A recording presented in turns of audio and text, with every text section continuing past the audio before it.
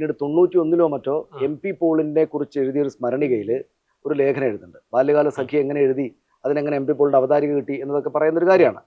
അതിനകത്ത് ബഷീർ പറയുന്നുണ്ട്, ഇതാദ്യമായിട്ട് അച്ചടിച്ചിട്ട് ഈ അച്ചടിച്ച പേപ്പറും കൊണ്ട് ബോട്ടിൽ പോവുകയാണ്. ബോട്ടിൽ പോകുമ്പോൾ അച്ചടിച്ച ഒരു കോപ്പി കയ്യിലുണ്ട്. അപ്പോൾ അതവിടെ വെച്ചപ്പോൾ അപ്പുറത്തിരുന്നൊരു സ്ത്രീ ചോദിക്കുകയും പറയുകയൊന്നും ചെയ്യാതെ അതെടുത്ത് വായിച്ചിട്ട് അവർ 1.5 മണിക്കൂർ കൊണ്ട് ഒന്നും മിണ്ടാതെ മുഴുവനായിട്ട് വായിച്ചു. എന്നിട്ട് അവരത് അവിടെ വെച്ചു.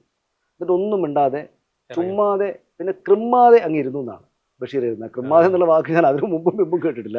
കൃമ്മാതെ അങ്ങിരുന്നു, ഒന്നും മിണ്ടിയിട്ടില്ല. എൻ്റെ ബഷീർ എഴുതുകയാണ്, അവരാരായിരുന്നാവോ, അവരിപ്പോൾ എവിടെയായിരുന്നാവോ എന്ന് എഴുതുന്നുണ്ട്. എന്ന് വെച്ചാൽ ആ കാലത്ത് ആദ്യമായിട്ട് വായിച്ച ഒരു സ്ത്രീ, അപരിചിതയായിട്ടുള്ള ആ സ്ത്രീക്കും ഇപ്പോൾ വായിക്കുന്ന നമ്മൾക്കും ഉണ്ടാകുന്ന ഒരു ഫീല് ഉണ്ട്. എന്താ സംസാരിക്കേണ്ടതെന്ന് അറിയാത്തൊരു ഫീല് ഈ ബാല്യകാല സഖിക്കുണ്ട്. അതിനകത്ത് പക്ഷേ ഒരുപാട് കാര്യങ്ങൾ എനിക്ക് തോന്നുന്നു നമ്മളിപ്പോൾ സംസാരിക്കുന്നതിന് ശേഷം ഇത് 76-ാമത്തെ പതിപ്പാണ്, 82-ാമത്തെ വർഷമാണ്. ഒരു 100 വർഷം കൂടി കഴിഞ്ഞാൽ 182-ാമത്തെ വർഷത്തിൽ മലയാളത്തിൽ പുസ്തകം വായിക്കുന്ന ആളുകൾ ഇതേ ഫീലുകളിലൂടെ കടന്നു. അക്കാലത്ത് വന്ന കുറേയേറെ അറിവുകൾ കൂടി ചേർത്ത് വെച്ചിട്ട് ഇവർ ഈ പുസ്തകത്തെ നോക്കി വായിക്കുകയും